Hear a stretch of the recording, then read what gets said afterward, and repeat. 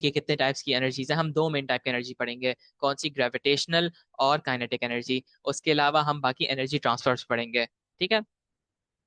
And finally हमारे पास energy resources में इतना कुछ खास है नहीं, दो तीन बातें। चलो, फर्स्टली हम स्टार्ट करते हैं वर्क एनर्जी पावर में वर्क से, ठीक है। सबसे पहले वर्क क्या है, पहले ये समझो। वर्क डन ये है हमारे पास कि जब भी कोई object, when an object moves in the direction in which force is applied, मतलब लेट्स से मेरे पास ये एक डब्बा है, ठीक है, और ये, इस पे फोर्स अप्लाई होती है इस तरफ 10 न्यूटन की, ठीक है, और ये मूव भी इस तरफ कर रहा है, ठीक है। तो क्या हुआ, जब इसकी डायरेक्शन ऑफ मूवमेंट भी यही थी, तो हम इसे कहते हैं वर्क डन, ठीक है। वर्क डन को कभी भी डिफाइन करने को नहीं आएगा। वर्क डन की जब भी डेफिनेशन मांगेंगे तो आप बोलोगे it is the product of force and displacement in the direction of the force. अब इसमें ये वाली जो बात है ना, इन the direction of the force, ये बहुत जरूरी है, ठीक है, सबसे ज्यादा जरूरी ये बात है ना। हमारे पास सबसे पहले इसका एसआई यूनिट जूल्स है, क्योंकि basically it is a kind of energy, ठीक है। वर्क डन में हम बताते हैं कि एनर्जी कितनी लॉस्ट हुई है, कितनी गेन हुई ठीक है स्केलर क्वांटिटी ना। सबसे पहले इसका फॉर्मूला हमारे पास है, work done is equals to force into distance. एक बात याद रखना, आपके पास जो मैं अभी ट्रिक बता रहा हूँ, ये बात याद रखना, वर्क डन में हमेशा हम वो एनर्जी लेंगे जो कि डायरेक्शन ऑफ द मूवमेंट की होगी। तो अगर कोई भी आपको एग्जामिनर कंफ्यूज करने के लिए, हो सकता है वो चार पांच फोर्सेस दे दे, ठीक है, एक फोर्स इधर दे रहा है, एक फोर्स इधर दे रहा है, एक फोर्स इधर दे रहा है। आपने हमेशा कौन सी फोर्स यूज करनी है, या हमेशा डायरेक्शन कौन सी यूज करनी है, जिस डायरेक्शन में आपकी फोर्स अप्लाई हो रही है और प्रोडक्ट जा रहा हो, ऑब्जेक्ट जा रहा हो। क्वेश्चन देखते हैं कुछ। हमारे पास ये एक बहुत सिंपल क्वेश्चन है। एक रोड पे ये ऑब्जेक्ट मूव कर रहा है जिसपे 30 न्यूटन की फोर्स लग रही है। ये रोड टोटल 20 मीटर का है। इस पे वर्क डन क्या होगा, सिंपली आप मल्टीप्लाई कर दो प्रोडक्ट्स को। W is equals to, force 30 newton की है और डिस्टेंस 20 मीटर का है, आपको पता चल जाएगा 600 जूल्स इस पे वर्क डन हुआ है, ठीक है। एक और केस देखो।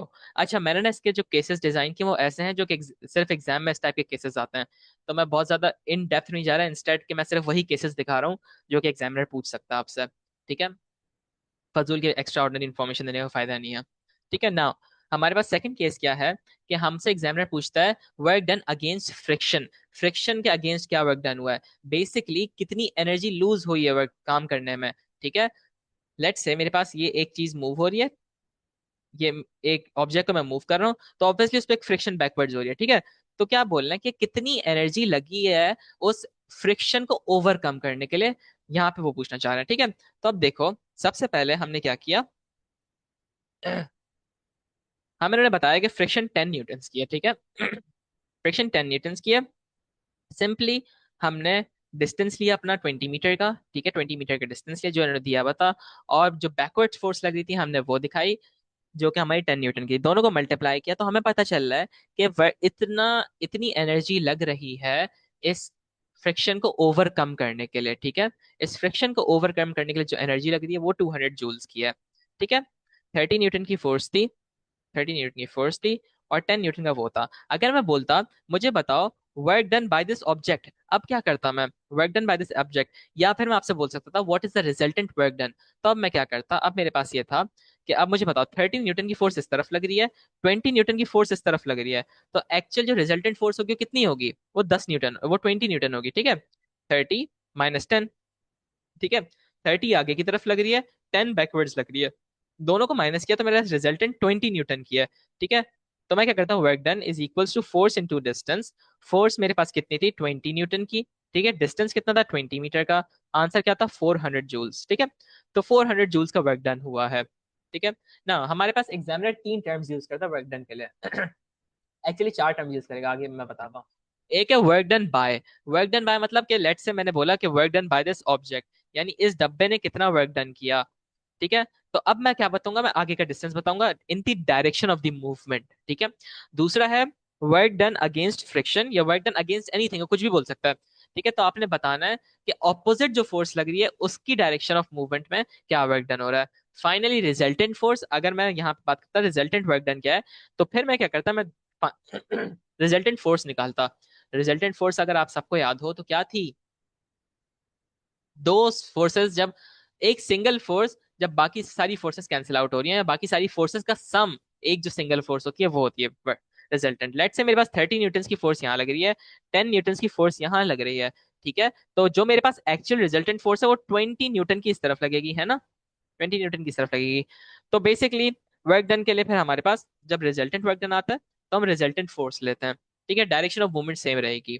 ठीक है, हमारा केस नंबर 3 क्या है? अच्छा, केस नंबर 3 है हमारे पास कि एक ऑब्जेक्ट है जो कि रोल डाउन कर रहा है, यहां से वो नीचे की तरफ जा रहा है ऐसे करके। ठीक है, बॉल ए से बी पे जा रही है। आप बताओ इस पे फोर्स कौन सी लगेगी? इसको कोई ड्रैग नहीं कर रहा, कुछ नहीं कर रहा है, खुद गिर रही है। ठीक है, तो इसका जो फोर्स होगी वो इसका अपना वेट होगा। ठीक है, वेट होगा, वेट क्या था? Mass into gravity. ठीक है, इसका अपना जो वेट होगा वो ही इस पे फोर्स भी होगी। ठीक है, अब एक और बात मुझे बताओ, मैं डिस्टेंस कौन सा लूंगा? 12 मीटर का लूंगा, 12 सेंटीमीटर का लूंगा, 5 सेंटीमीटर का लूंगा?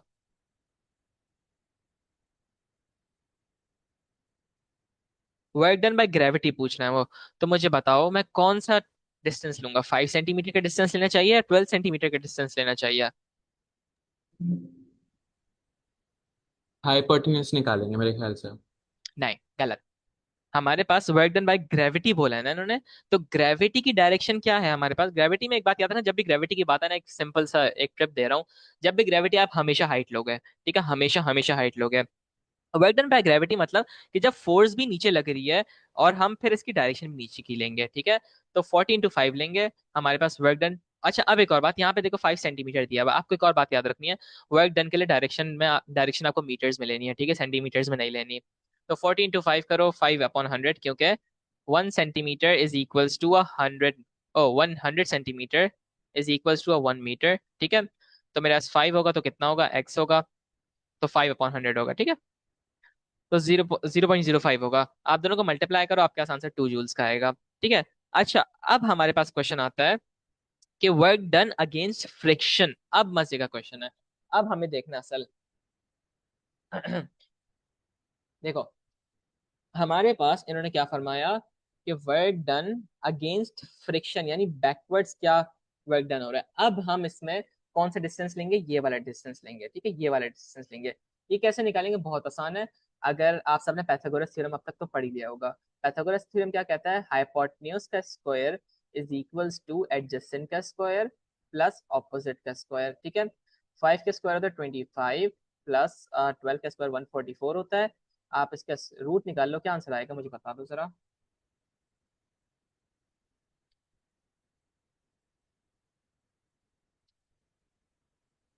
25 प्लस 144, 169। 169 का रूट तो 13 होता है, आई थिंक। 169, 13 आता है, हाँ।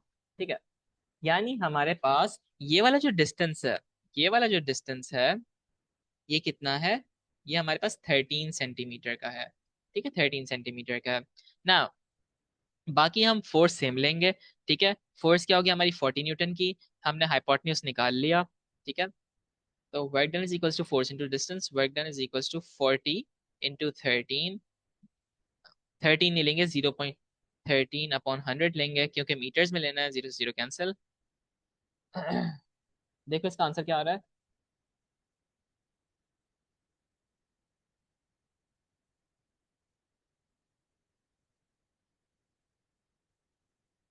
5.2 आ रहा है। 5.2 जूल्स ऑफ एनर्जी लगी है क्या करने में? Overcoming the friction. ठीक है ना। हमारे पास एक और केस सी आ रहा है। अब केस सी में क्या करना है हमें? अब यहाँ भी यही बात समझनी है कि अगर एक चीज, लेट्स से, एक बंदा इस डब्बे को ड्रैग कर रहा है। ठीक है, इस डब्बे को ड्रैग करके ऊपर लेके जा रहा है इस बंदा। ठीक है, ये बंदा इसको ऊपर लेके जा रहा है। अब क्या था? Work done is equals to force into distance, लेकिन डिस्टेंस कौन सा वाला? जो in the direction of the force है। ठीक है, अब हम दोबारा यही वाली लेंगे। ठीक है, 12 देखो, अभी तक 12 हमने कहीं भी यूज नहीं किया। आपको ये बात रियलाइज करनी है कि आपने कब कौन सा डिस्टेंस लेना है। अगर वर्क डन बाय ग्रेविटी बोल रहा है तो ग्रेविटी के डिस्टेंस नीचे है तो हम हाइट लेंगे। ठीक है, अगर वर्क डन अगेंस्ट फ्रिक्शन बोला तो फ्रिक्शन नीचे जा रही थी, ऊपर से नीचे जा रही थी, तो ये वाली हमने ये स्लोप लिया।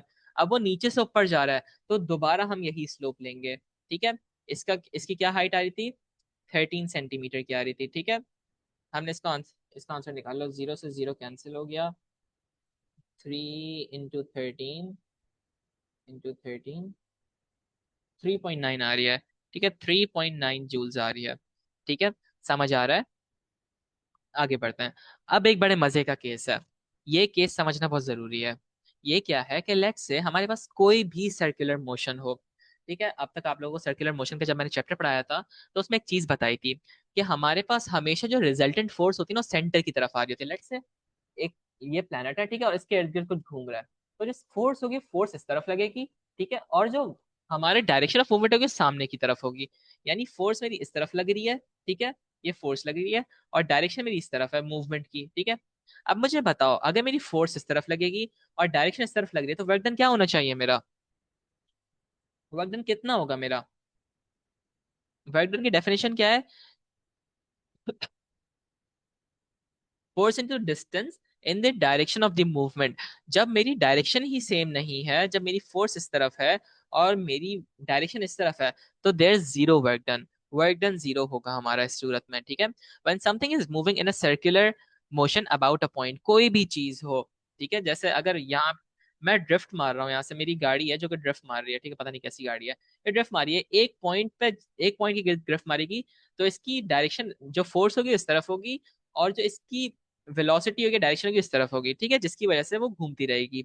तो क्या हुआ, when something is moving in a circle about a point, for example planetary motion, जिसमें मैंने आपको सन दिखाया, और ये लेट सपोज अर्थ है, जब अर्थ राउंड घूम रही है सन के गिर्द, तो क्या हुआ, इसमें वर्क डन जीरो है।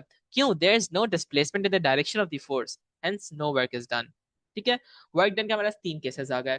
कौन सा? Work done by gravity, work done against friction, and work done by the force, और या work done by the object, ठीक है, एक ही बात है। तीनों में आपने डिस्टेंस कौन सा लेना है? जो कि फोर्स की तरफ लग रहा हो। अगर अगेंस्ट द फ्रिक्शन है तो आपने जिस स्लोप पे है, अगर वो ऊपर से नीचे आ रहा है, नीचे से ऊपर जा रहा है, डज नॉट मैटर, जिस भी स्लोप पे आपने उसका डिस्टेंस लेना होगा, ठीक है। अगर वर्क डन बाय ग्रेविटी है तो आपने डिस्टेंस हाइट का लेना होगा, ठीक है। अब मैं बताता हूँ हाइट का क्यों लेना होगा। अभी हम एनर्जी स्टार्ट करें तो हम उसमें ग्रेविटेशनल पोटेंशियल एनर्जी पढ़ेंगे, एक बहुत बेसिक कॉन्सेप्ट, ठीक है। कोई क्वेश्चन है तो पूछो।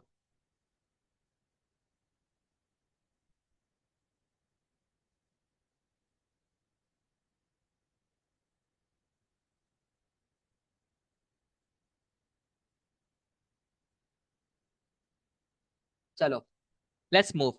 हमारे पास एनर्जी क्या है?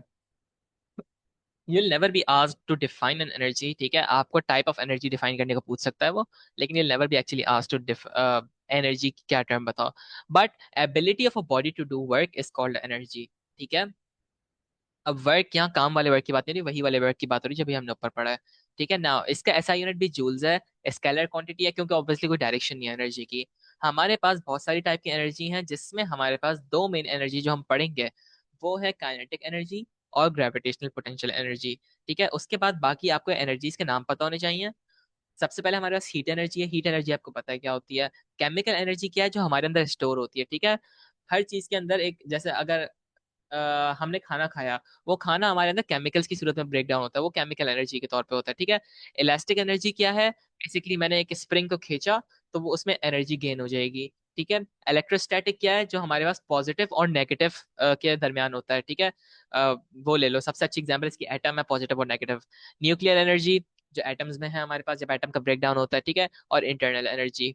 ना मूविंग ऑन, हमारे पास सबसे पहले सोर्स ऑफ एनर्जी एक बहुत बेसिक कॉन्सेप्ट है, जिसमें हमारे पास रिन्यूएबल और नॉन रिन्यूएबल आता है। नॉन रिन्यूएबल एनर्जी आप सबको पता है कौन सी होती है? वो एनर्जी जो कि हम रिक्रिएट दोबारा क्रिएट नहीं कर सकते डायरेक्टली, ठीक है। जिसमें सबसे अच्छी एग्जांपल है कोल की, ऑयल की, जो कि हम, इसकी अच्छी एग्जांपल है जो हमें मिनरल जमीन से मिलते हैं ना, वो हमारे पास नॉन रिन्यूएबल है, ठीक है। तो consumption rate of these resources is much higher than regeneration rate, मतलब कि हम इन्हें बहुत जल्दी कंज्यूम कर रहे हैं लेकिन उतनी जल्दी रीजनरेट नहीं कर पा रहे। जितनी जल्दी हम इन्हें कंज्यूम कर रहे हैं उतनी जल्दी हम इन्हें रीजनरेट नहीं कर पा रहे, ठीक है। ना रिन्यूएबल एनर्जी रिसोर्सेज क्या है? वो एनर्जी रिसोर्सेज जिनको हम रिजेनरेट भी जल्दी जल्दी कर रहे हैं, ठीक है, और मतलब कंजम्पशन पे उनका इफेक्ट नहीं पड़ा, हम जितना भी कंज्यूम करें वो दोबारा रिन्यू के आ जा रहे हैं। उसमें सबसे बड़ी एग्जांपल्स क्या है हमारे पास सोलर पैनल हर किसी के घर पे लगे हैं आजकल, ठीक है। सोलर पैनल, हमारे पास क्या हो रहा है, सन से जो एनर्जी आ रही है सोलर एनर्जी, वो कन्वर्ट हो रही है किसके अंदर? इलेक्ट्रिकल एनर्जी के अंदर, ठीक है। तो resources regenerate at an incredibly fast rate, so consumption doesn't affect the reserves, ठीक है। तो सोलर हो गया, टाइडल हो गया, जियोथर्मल हो गया, बायोगैस हो गया, विंड हो गया। You can be asked to name some of the energies, तो आपको कुछ तकरीबन कम से कम चार नाम याद रख लो, ठीक है। कोल, ऑयल, नेचुरल गैस, न्यूक्लियर आप याद कर लो सोर्स नॉन रिन्यूएबल के लिए। रिन्यूएबल के लिए आप solar, tidal, geothermal, biogas, wind, what, ठीक है। हाइडल भी आपको पता है। ना हमारे पास अब एक मेन कॉन्सेप्ट आता है, ग्रेविटेशनल पोटेंशियल एनर्जी। ठीक है, energy stored in a body due to its position in the gravitational field. समझो, लेट्स से अभी ये मेरा मोबाइल फोन है, ठीक है, इसको मैं जितना हाइट पे लेके जाऊं ना, उसके अंदर उतनी ज्यादा ग्रेविटेशनल पोटेंशियल एनर्जी बढ़ती चली जाएगी। ठीक है, तो हर चीज के अंदर अभी अगर वो रेस्ट पे, ठीक है, ये रेस्ट पे अभी, तो ये इसके अंदर अभी ग्रेविटेशनल पोटेंशियल एनर्जी, जैसे मैंने इसे छोड़ा, अभी देखो मैंने इसे फेंका नहीं, मैंने कुछ भी नहीं किया, मैंने ऐसे ही छोड़ा, तो इसके ऊपर जो एनर्जी अभी एग्जर्ट हुई वो ग्रेविटेशनल पोटेंशियल एनर्जी थी जो इसके अंदर थी। और जब मैंने इसे छोड़ा तो काइनेटिक के अंदर कन्वर्ट हुई, जो कि अभी हम आगे जाके पढ़ेंगे ना। इसका आपको फॉर्मूला पता होना चाहिए। फॉर्मूला क्या है? मास into gravity into change in height. ठीक है, mgh। ये चेंज इन हाइट को इतना मुश्किल याद नहीं करो, बस आपको ऐसे याद कर लो, mgh। ठीक है, हम अभी इसकी कुछ एग्जांपल्स देखते हैं। It is due to the pull of gravity on an object in the field. अब हम आप अर्थ पे कहीं भी हो, आपके ऊपर एक ग्रेविटेशनल पुल होगा। ठीक है, आपके ऊपर एक ग्रेविटेशनल पुल होगा। तो वो जो पुल ऑफ ग्रेविटी है, वो क्या है? वो हमारी ग्रेविटेशनल पोटेंशियल एनर्जी है। ना एक बात याद रखना, आपको एग्जामिनर हमेशा ज्यादातर ग्रेविटी की वो देता है, टेक ग्रेविटी एज 10 न्यूटन बोल देगा वो। ठीक है, अगर आप मार्स पे हो तो आपको मार्स की ग्रेविटी देगा, जहां भी होगे आपको ग्रेविटी अगर बताता है तो आपने वो ग्रेविटी यूज करनी है। ठीक है, ग्रेविटी चेंज हो सकती है, क्या चेंज नहीं हो सकता? मास कभी चेंज नहीं हो सकता एक ऑब्जेक्ट का। ठीक है, कुछ एग्जांपल्स देखते हैं। लेट्स से सबसे पहला केस क्या है हमारे पास? एक बंदा था, ठीक है, वो ऊपर गया एक बिल्डिंग के, ठीक है, and he said I thought she loved me, and he just fell off. ठीक है, वो गिर गया, and now he is dead. ठीक है, ना हमसे पूछा गया, हमने बोला भाई उसकी जिंदगी क्यों ऐसी तबाह हो गई, कोई फायदा उसके मरने का तो कोई फायदा नहीं हुआ। चलो उससे हम थोड़ा सीख लेते हैं। हमने सीखा कि ग्रेविटेशनल पोटेंशियल एनर्जी में क्या चेंज आया, उसकी change in gravitational potential energy निकालो। ठीक है, तो हमें पता है फॉर्मूला क्या था हमारा, mgh। मास इस बंदे का था 2000 ग्राम्स। ठीक है, अब मास आपको हमेशा केजीज में लेना होगा, ये बात याद रखना। तो 2000 डिवाइडेड बाय, क्या करोगे, 1000 मल्टीप्लाई बाय ग्रेविटी। आपको अभी ये अर्थ पे ही है, मार्स पे अभी पहुंचा नहीं है, तो मार्स से कूदा नहीं है। ठीक है, और मार्स से अगर प्रॉब्ली कूदता तो मरता भी नहीं। खैर एनीवेज, लेकिन अब यह है 9.8 अर्थ की ग्रेविटी। हाइट इसकी क्या है? हाइट इसकी 400 है। ठीक है, 400 हाइट है। आप ये कैलकुलेट कर लो क्या आंसर आ रहा है। 2 multiplied by 9.8 multiplied by 400, 7840 joules इसका आंसर आ रहा है। ठीक है, 7840 जूल्स इसका आंसर आ रहा है। केस टू हमारे पास क्या है? आपको बोला गया कि भाई एक ऑब्जेक्ट है जो कि यहाँ से ए से रोल डाउन होके यहाँ तक आया, बी तक आया है। ठीक है, आप मुझे बताओ इसने इसकी चेंज वो क्या हुई है, change in gravitational potential energy क्या हुई है। अब यहाँ मुझे दोबारा बताओ, यहाँ पे डिस्टेंस कौन सा लिया जाएगा? 5 मीटर का लिया जाएगा, 4 मीटर का लिया जाएगा, या x मीटर लिया जाएगा? बाकी मनाल, सानिया, तुम लोग क्या कहना है? एक्स लिया जाएगा, सुमैया वेरी गुड। ठीक है, क्यों एक्स लिया जाएगा? क्योंकि हमारे पास इसका फॉर्मूला ही mgh है। हमेशा हाइट ली जाएगी, हमेशा हमेशा हाइट ली जाएगी, ये बात याद रखना। ठीक है, हाइट कैसे निकलेगी? बहुत आसान तरीका है, हाइपोटेन्यूज का यूज कर लो। h² is equals to o² plus a²। ठीक है, हमारे पास ये है हाइपोटेन्यूज है 25, ये है हमारे पास, बाकी क्या है, 16 प्लस एक्स कह लो। ठीक है, 25 - 16 करो, कितना आ रहा है? 25 - 16 16 किया तो मेरे पास 9 आ गया। ठीक है, √9 लेंगे 3 आ जाएगा। तो x क्या आ रहा है मेरे पास? x = 3 आ रहा है। ठीक है, अब हम सिंपली, बाकी सब आसान है हमारे लिए, हमें इसका मास पता है, हमें ग्रेविटी पता है, हमें हाइट पता है। सिंपली आप मल्टीप्लाई कर लो, मास इसका क्या दिया हुआ है उन्होंने? 2 kg दिया हुआ है। ठीक है, 2 मल्टीप्लाई बाय ग्रेविटी क्या है हमारी? 9.8 मल्टीप्लाई बाय हाइट क्या है हमारी? 3। 2 3 6, 6 मल्टीप्लाई बाय 10 60 होता है, तो 59 पॉइंट कुछ होगा इसका आंसर।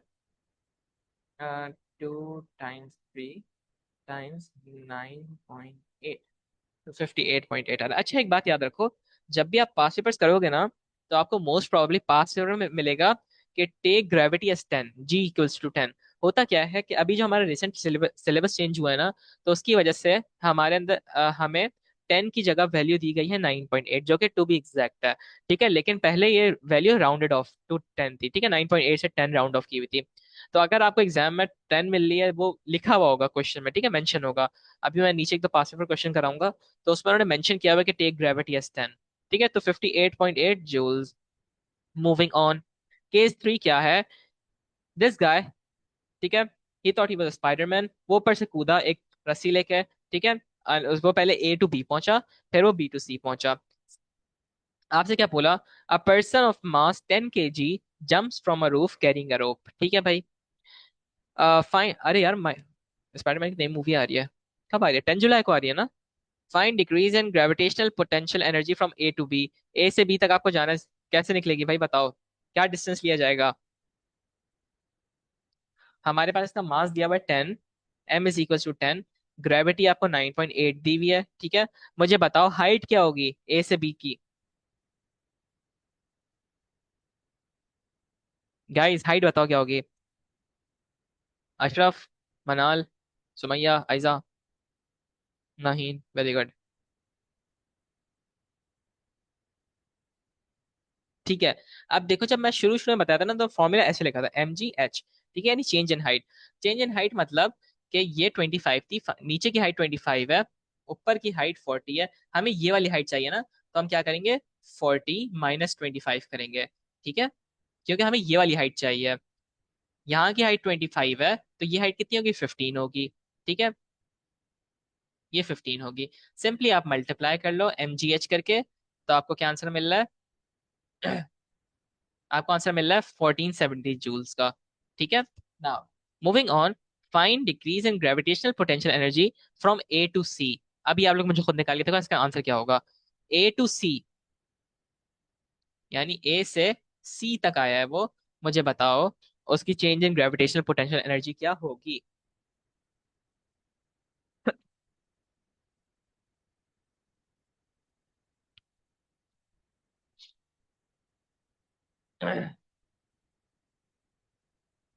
Okay let's check. हमारे पास मास इसका 10 kg का है, ठीक है, मास 10 है, ग्रेविटी 9.8 है, वो सेम ही रही। हाइट क्या चेंज हुई? 5 to 40, यानी 5 - 40 कितना? 35 होगी। मल्टीप्लाई कर लो, 10 × 9.8 multiply by 35, 3430, very good everyone, ठीक है। तो क्या हाइट आई हमारे पास? 3430 हमारे पास इसकी वो आ रही है,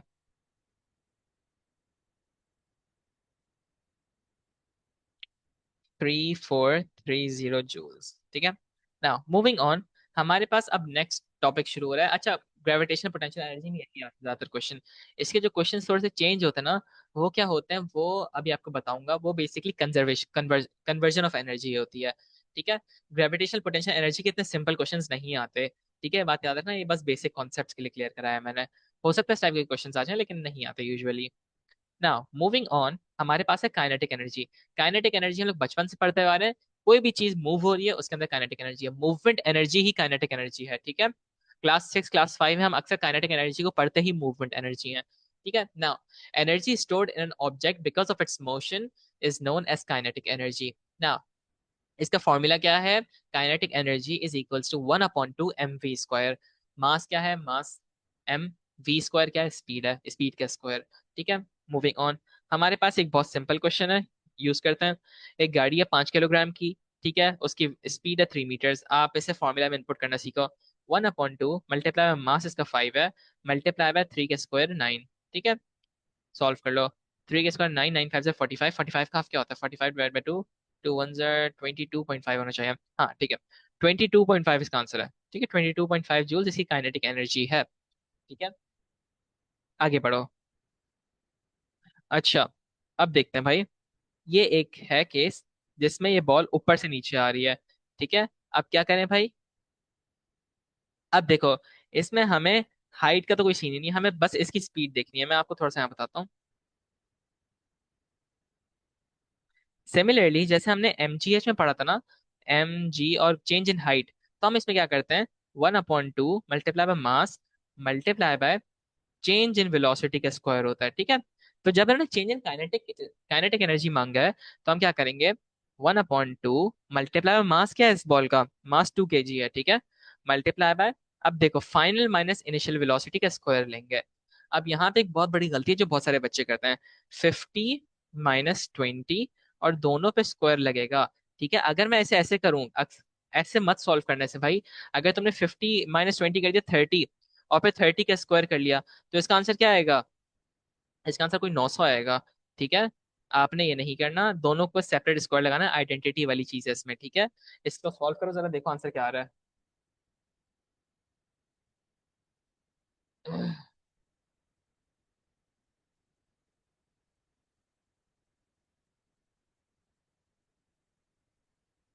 2100 आ रहा है। ठीक है, टाइम्स टू 2100 आएगा, ये 2 से 2 कैंसिल हो जाएगा ना। तो 2100 इसका आंसर आ रहा है। अगर देखो, अगर मैं इसमें ये लेता और इसे 30 के स्क्वायर कर देता, तो मेरे ख्याल से 900 होता। ठीक है, 30 का स्क्वायर 900 होता है आई थिंक। तो आपको ये बात याद रखनी है कि अगर आपके पास चेंज आ रहा है, तो ये बिल्कुल मैथमेटिकल एरर है इसमें। आपको अगर आपने सब कुछ सही पता है, आपको पता है कि भाई चेंज लगाना है, क्या लगाना है, लेकिन आपने इन दोनों को 50 - 20 करके आपने स्क्वायर लगा दिया, तो आपका आंसर गलत हो जाएगा, ये बात याद रखना। सेपरेटली 50 का स्क्वायर अलग होगा, 20 का स्क्वायर अलग होगा। बेसिकली आइडेंटिटी वाली चीज है, याद है, A² = 2AB + B² वाली चीज है। ठीक है, नाउ मूविंग ऑन, हमारे पास एक और चीज है, वो है law of conservation of energy. वो क्या फरमाता है? वो फरमाता है भाई कि energy can neither be created nor destroyed, but it can just transfer from one form to another. ठीक है, एनर्जी ना क्रिएट की जा सकती है ना डिस्ट्रॉय की जा सकती है, वो एक चीज से दूसरी चीज में ट्रांसफर होती है। एग्जाम्पल समझो, मेरे पास ये बिल्डिंग पे ये बंदा जब ऊपर खड़ा हुआ था, जब ये बंदा ऊपर खड़ा हुआ था, अभी इसके अंदर क्या थी? अभी इसके अंदर क्या थी? इसके अंदर ग्रेविटेशनल पोटेंशियल एनर्जी थी। ठीक है, इस बंदे के अंदर क्या थी? ग्रेविटेशनल पोटेंशियल एनर्जी थी। ठीक है, लेकिन जब ये बंदा कूदने लगा, अभी ऐसे है, ठीक है, ऐसा भी ये नीचे की तरफ कूद रहा है। ठीक है, ये इसके हाथ हैं, और ये ऐसे नीचे की तरफ कूद रहा है। तो क्या हुआ? अब यही एनर्जी कन्वर्ट किसके अंदर हो गई? काइनेटिक एनर्जी के अंदर कन्वर्ट हो गई, है ना। पहले ग्रेविटेशनल पोटेंशियल एनर्जी थी, और जब वो कूदने लगा, तो वो काइनेटिक एनर्जी के अंदर चेंज हो गई। ठीक है, this is basically conservation of energy, कि एनर्जी ना ही काइनेटिक एनर्जी क्रिएट हो रही है, ना ही ग्रेविटेशनल पोटेंशियल एनर्जी क्रिएट हो रही है, वो एक फॉर्म से दूसरी फॉर्म में बदल ली है। ठीक है, तो हमारे पास कहाँ गया? ठीक है, अब आपको एक बात और समझनी है, कि total energy of a close system is conserved. मतलब कि अगर, एक और बात बताओ, लेट से मेरे पास जो बंदा ऊपर से कूदा, ठीक है, वो यहाँ से कूदा, ठीक है, वो यहाँ से कूदा, और वो अब यहाँ गिर रहा है। तो अब वो उसकी जो ग्रेविटेशनल पोटेंशियल एनर्जी थी, वो चेंज किसके अंदर हुई है? काइनेटिक के अंदर। ठीक है, ये जीपी थी उसकी, ग्रेविटेशनल पोटेंशियल एनर्जी काइनेटिक के अंदर चेंज हो रही है उसकी। लेकिन अगर ये बंदा क्लोज सिस्टम के अंदर होता, मुझे बताओ, क्या इसकी एनर्जी कहीं स्केप करती? क्लोज सिस्टम का मतलब बताऊं क्या है? बेसिकली एक ऐसा सिस्टम जहां से ना कोई बाहर की एनर्जी अंदर आ रही है, ना कोई अंदर की एनर्जी बाहर जा रही है। ठीक है, तो मतलब क्या हुआ, कि जो भी एनर्जी अंदर होगी, अंदर ही अंदर चेंज होती रहेगी। ठीक है, मतलब कोई एनर्जी बाहर नहीं जाएगी। अगर लेट्स से उसकी जो गिरने से पहले एनर्जी थी वो 2 थी, ठीक है, और जब वो गिर रहा था, तो गिरने की पूरी एनर्जी सारी चेंज हो गई, सारी जो ग्रेविटेशनल पोटेंशियल एनर्जी थी सारी चेंज हो गई, काइनेटिक के अंदर बदल गई। तो मतलब पूरी काइनेटिक एनर्जी भी 2 होगी। ठीक है, वो एनर्जी चेंज नहीं होगी, ना ही वो एनर्जी गेन करेगा, ना ही वो एनर्जी लूज करेगा इस सूरत में। क्लोज सिस्टम में ये बात है। ठीक है, अब क्लोज सिस्टम में अब हम थोड़ी सी ना एनर्जी ट्रांसफर्स पढ़ते हैं। एनर्जी ट्रांसफर्स क्या है? हमारे पास सबसे पहले बर्निंग ऑफ कोल और वुड। हुआ क्या, हमने जब किसी भी चीज को आग लगाई, तो उसके अंदर क्या थी? इसके अंदर थी केमिकल एनर्जी। ठीक है, जब मैंने उसको आग लगाई, तो केमिकल एनर्जी चेंज हुई किसके अंदर? लाइट के अंदर और हीट एनर्जी के अंदर। सिमिलरली, अगर कोई भी ऑब्जेक्ट फ्री फॉल में है, ठीक है, मतलब यही बंदा ले लो, जब वो ऊपर से नीचे कूदा, तो उसकी ग्रेविटेशनल पोटेंशियल एनर्जी कन्वर्ट हुई काइनेटिक के अंदर। ठीक है, आपके पास इसके क्वेश्चंस बहुत सारे आते हैं। ठीक है, ग्रेविटेशनल पोटेंशियल एनर्जी कन्वर्ट किसके अंदर हुई है? काइनेटिक के अंदर। अब ये बात याद रखना, मैंने यहाँ एग्जांपल लिखी हुई है, ये बॉल पहले रेस्ट पे थी, फिर अब वो गिर रही है। ठीक है, तो पहले वो ग्रेविटेशनल पोटेंशियल एनर्जी थी, फिर वो काइनेटिक एनर्जी में कन्वर्ट हो गई। अब एक बात याद रखना, यहाँ पे एक बड़े मजे की बात सुनो। अगर लेट से ये पूरा क्लोज सिस्टम है, ठीक है, ये पूरा क्लोज सिस्टम है, ना एनर्जी अंदर आ रही है, ना एनर्जी बाहर आ रही है, तो मुझे बताओ कि अगर लेट से इसकी ग्रेविटेशनल पोटेंशियल एनर्जी 30 जूल्स थी, ठीक है, और जब वो ऊपर से नीचे कूदा, तो सारी एनर्जी किसके अंदर चेंज हो गई? काइनेटिक के अंदर। तो अब काइनेटिक कितनी होगी उसकी? काइनेटिक एनर्जी कितनी होनी चाहिए उसकी? काइनेटिक एनर्जी भी 30 होनी चाहिए, बिल्कुल। ठीक है, तो क्या हुआ, क्या मैं, अगर ऐसा सीन है, तो क्या मैं ऐसे बोल सकता हूँ कि ग्रेविटेशनल पोटेंशियल एनर्जी जो है वो बराबर है काइनेटिक एनर्जी के?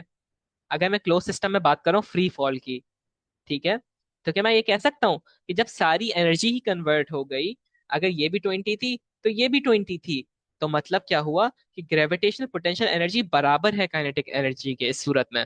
ठीक है। अब हमने क्या किया, जब हमने जब ये वाला सिनेरियो देखा ना, तो हमने क्या देखा कि भाई ग्रेविटेशनल पोटेंशियल एनर्जी सारी बराबर है काइनेटिक एनर्जी के। दोनों के हमने फॉर्मूलाज लिखे, तो क्या पता चला दोनों तरफ मासेस आ रहे हैं, तो हम मासेस को कैंसिल आउट कर सकते हैं दोनों तरफ से। समझ रहे हो? मासेस दोनों तरफ से कैंसिल आउट हो सकते हैं। ठीक है। अब इसके जब हम क्वेश्चंस देखेंगे तो आपको इसकी ज्यादा अंडरस्टैंडिंग बनेगी। ठीक है। अब देखो, a ball of mass 2 kilogram is dropped from a height of 5 meter above the ground.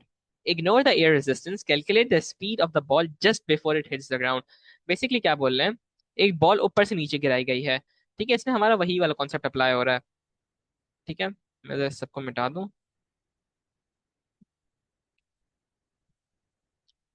Basically क्या अप्लाई हो रहा है, सेम कॉन्सेप्ट अप्लाई हो रहा है। ग्रेविटेशनल पोटेंशियल एनर्जी सारी कन्वर्ट हो रही है किसके अंदर, काइनेटिक एनर्जी के अंदर। क्वेश्चन क्या पूछ रहा है, calculate the speed of the ball just before it hits the ground. अब एक बात याद रखना, जब ये बॉल लेट से अभी, ये वाली जो बॉल है ना, इसने जमीन को टच नहीं किया, जमीन से थोड़ा सा ऊपर है। ठीक है, लेट से जमीन मेरी ये रही, ठीक है, मेरी जमीन ये रही, ये जमीन से थोड़ा सा ऊपर है, तो एक बात याद रखना, यहाँ पे इसकी मैक्स काइनेटिक एनर्जी होगी। यहाँ पे एनर्जी इसकी सारी की सारी ग्रेविटेशनल पोटेंशियल एनर्जी काइनेटिक के अंदर बदल जाएगी। ठीक है, तो ये बात याद रखना, जमीन से जब थोड़ा सा ऊपर होगी वो, मतलब टच करने से पहले पहले सबसे ज्यादा काइनेटिक एनर्जी उस टाइम होगी उसके पास। ये देखते हुए जब हम फॉर्मूला लगाते हैं, मुझे बताओ मास क्या था, मेरा मास था 2 किलोग्राम का। मेरे पास ग्रेविटी क्या थी, मेरे पास ग्रेविटी 10 किलोग्राम, कुछ 10 लिखी हुई है, ठीक है, 10 न्यूटन पर केजी। ग्रेविटी 10 है, हाइट कितनी है 5 मीटर्स की। ठीक है, इज इक्वल्स टू 1/2। मास कितना है मेरा, मास है मेरा 5। ठीक है, और मास मेरा 2 है। ठीक है, वेलोसिटी हमें ढूंढनी है, ठीक है, v² हमें ढूंढना है। सिंपली देखो, दोनों तरफ से मैसेज कैंसिल आउट हो रहे हैं, ठीक है, यहाँ से और यहाँ से मास कैंसिल आउट हो रहा है। तो 10 times 5 is equals to v²/2, जो कि 2 वहां जाके मल्टीप्लाई हो जाएगा। 10 5 कितना होता है 50, 50 times 2 is equals to v²। ठीक है, ये 100 इज इक्वल्स टू v²। दोनों का रूट लूं मैं, तो मेरे पास क्या बच रहा है, मेरे पास फाइनल वेलोसिटीज की है 10 मीटर्स पर सेकेंड की। ठीक है, समझ आई ये वाली चीज? नहीं आई तो दोबारा समझाऊंगा। समझ आ गई?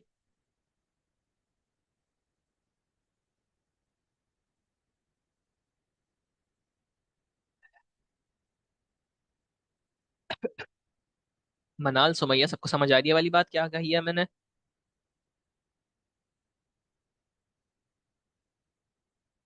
Okay perfect, let's move on. अब देखो, हमारे हम क्या देखते हैं कि भाई यहाँ पे तो ये क्या हुई, सारी की सारी ग्रेविटेशनल पोटेंशियल कन्वर्ट हुई काइनेटिक के अंदर। सारी की सारी ग्रेविटेशनल पोटेंशियल कन्वर्ट हो गई काइनेटिक के अंदर। अगर मैं एक चीज ऊपर से ऑलरेडी मूव करते हुए आ रही है और वो नीचे की तरफ आ रही है, तो बताओ उसकी तो एनर्जी में, उसकी तो वेलोसिटी में इंक्रीज आ रहा होगा ना, स्पीड में इंक्रीज आ रहा होगा हर वक्त। ठीक है, तो अब क्या करें, अब क्या किया जाए भाई? इन्होंने क्या बोला है, यही क्वेश्चन है, ठीक है, लेकिन अब वो ऊपर से नहीं गिर रही, अब वो ऑलरेडी गिरते हुए आ रही है। ठीक है, गिरते हुए एक पॉइंट पे उसकी स्पीड थी 5.2 मीटर्स पर सेकेंड। वो उनसे पूछ रहे हैं कि भाई जो फाइनल पॉइंट था उसका गिरने से पहले बिल्कुल, उसकी क्या वेलोसिटी होगी, आप बताओ।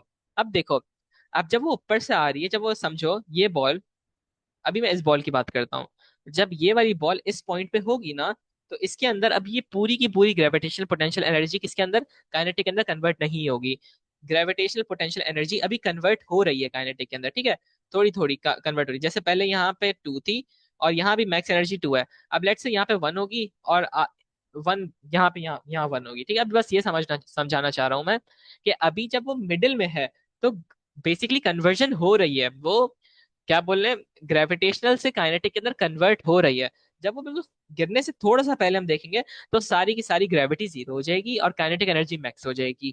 ठीक है, ये वाला कॉन्सेप्ट जब हम अप्लाई करते हैं, तो हम कहते हैं, अगर ये वाला जो पॉइंट लेता हूँ, सपोज ये वाला पॉइंट ले रहा हूँ, तो इसके अंदर हमारे पास जीपीई प्लस काइनेटिक एनर्जी दोनों है। ठीक है, काइनेटिक एनर्जी दोनों है। ठीक है, हम जब ये वाला कॉन्सेप्ट लेते हैं, तो इस कॉन्सेप्ट को अगर हम देखें, तो हमसे क्या बोला इन्होंने, आपका क्वेश्चन दिया हुआ है, ठीक है, इन्होंने बोला initial kinetic energy plus gravitational potential energy किसके बराबर होगी? फाइनल काइनेटिक एनर्जी के बराबर होगी। ठीक है, हमने सबके फॉर्मूलाज इनपुट किए। 1/2 mv² plus mass into gravity into height equal to 1/2 mv²। ठीक है, यहाँ पे इसकी जो थी ये इनिशियल बात, इनिशियल स्पीड है। ठीक है, तो 1/2 इनिशियल काइनेटिक एनर्जी इसकी क्या थी? ये वाली। ठीक है, यानी मास इसका 2 का है, मास बॉल का 2 किलोग्राम दिया हुआ है क्वेश्चन में। ठीक है, अच्छा देखो सानिया, जब हमारे पास एक बॉल ऊपर से गिरी, ठीक है, जब ये बॉल ऊपर से गिरी और यहाँ पे पहुंची, ठीक है, तो सारी की सारी ग्रेविटेशनल पोटेंशियल एनर्जी कन्वर्ट हो गई काइनेटिक एनर्जी के अंदर। ठीक है, लेकिन ऑन द वे जब वो नीचे आ रही थी तो उस टाइम तो कन्वर्जन हो रही थी ना, ग्रेविटेशनल काइनेटिक के अंदर बदल रही थी उस टाइम। तो मतलब उस टाइम ग्रेविटेशनल भी थी उस बॉल के अंदर और काइनेटिक एनर्जी दोनों थी। ठीक है, बिल्कुल नीचे के पॉइंट पे आके सारी की सारी ग्रेविटी काइनेटिक में बदल गई। ठीक है, तो अगर हम उसके देखें गिरते हुए जब वो बीच में आ रही थी, तो अगर कोई बीच का पॉइंट उठाए रास्ते में ही, तो वहां पे उस टाइम ग्रेविटेशनल पोटेंशियल एनर्जी भी है और काइनेटिक एनर्जी भी है। ठीक है, यानी गिरने से बिल्कुल पहले तक उसकी ग्रेविटी और काइनेटिक एनर्जी दोनों एक्ट कर रही थी उस बॉल पे, उन दोनों का सम एक्ट कर रहा था। मतलब दोबारा समझो, मैं इसको थोड़ा सा एक्स्ट्रा पेज पे समझाता हूँ।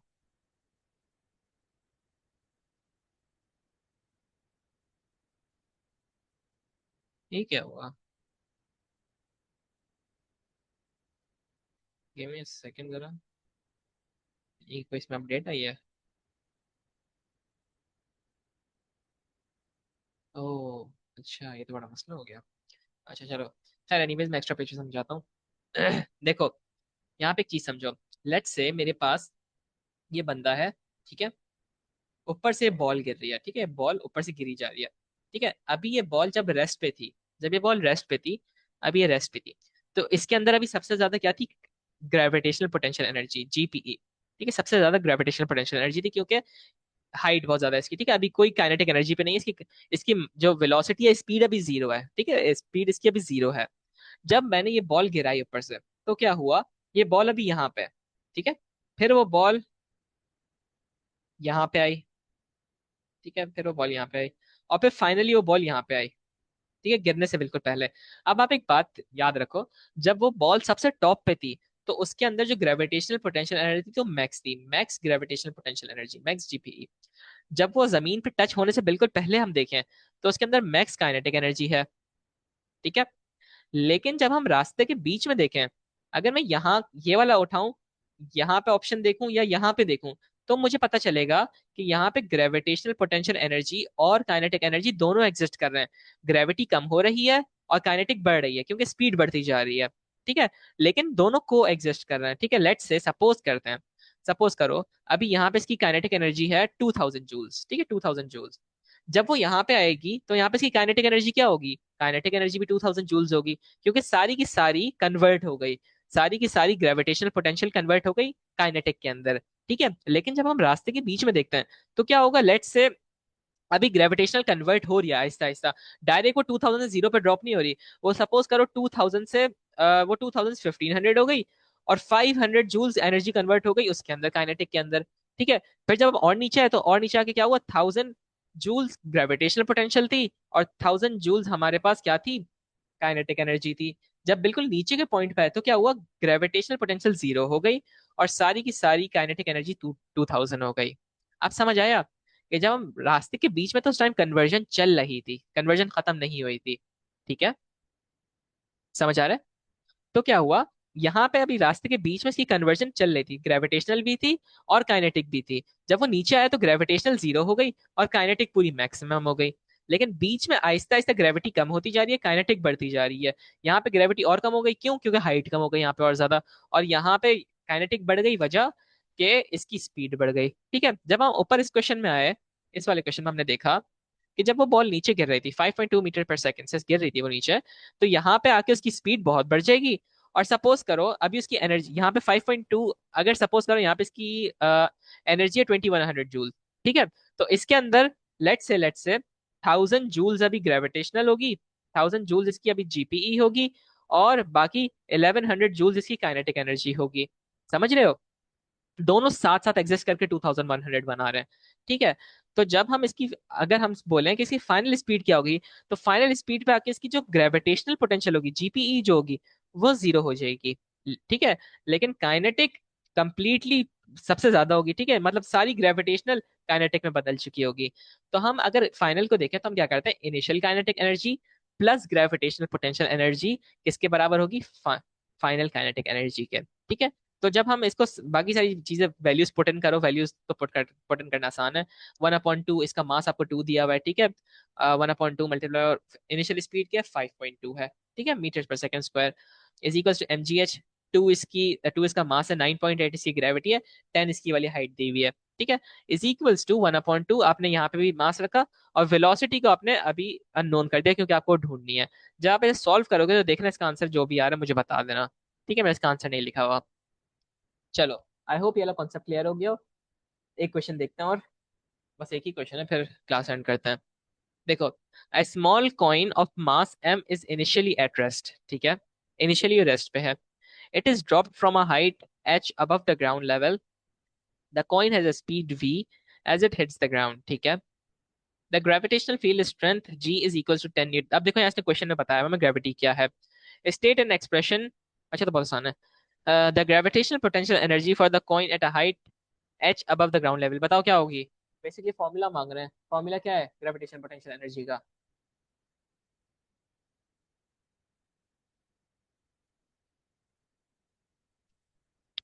अशरफ, माहीन, सानिया, मनाल, ठीक है, good. M M G H, ठीक है, M G H. Now the kinetic energy 1/2 M V square, ठीक है।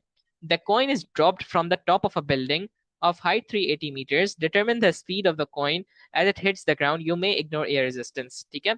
बेसिकली यहाँ पे यही हो रहा है कि ग्रेविटेशनल पोटेंशियल एनर्जी कन्वर्ट हो रही है काइनेटिक के अंदर, ठीक है, ग्रेविटेशनल पोटेंशियल एनर्जी कन्वर्ट हो रही है काइनेटिक के अंदर, ठीक है।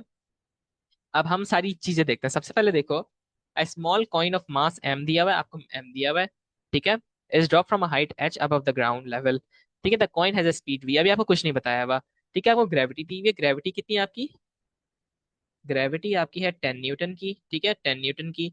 आपकी हाइट क्या दी हुई है आपको, आपको हाइट दी हुई है 380 मीटर्स की, 380 मीटर्स की।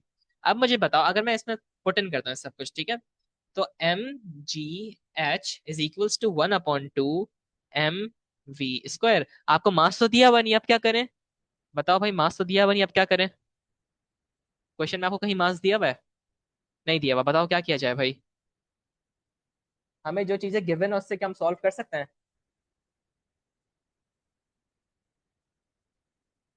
सानिया, सुमैया, वेरी गुड, मनाल, ठीक है।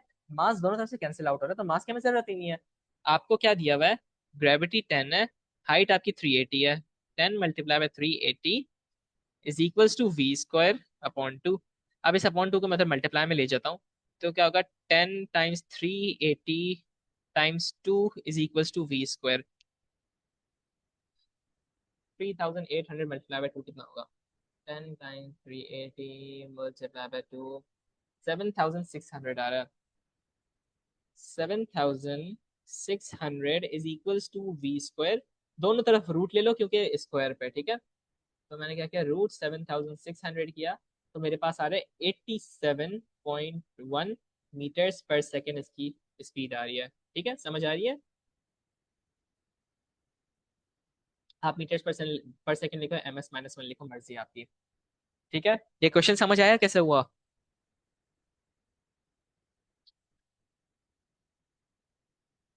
सबको ये वाला क्वेश्चन समझ आया, सानिया, मनाल, सुमैया, ठीक है। चलो, आज आज यहीं तक है। अच्छा, वन मोर थिंग, संडे को मैं आप लोगों का एक टेस्ट ले रहा हूँ, हमारा चैप्टर 1 कंप्लीट हो रहा है, बस अब इसमें एफिशिएंसी रह जाएगी और पावर रह जाएगी। छोटे छोटे टॉपिक से नेक्स्ट क्लास में करेंगे, साथ में हम हीट का भी टॉपिक शुरू कर देंगे नेक्स्ट क्लास में। मैंने असल में चैप्टर 1 पे बहुत ज्यादा टाइम दिया ताकि इसकी बेसिक्स अच्छे से क्लियर हो जाए, ठीक है। हमारा चैप्टर 1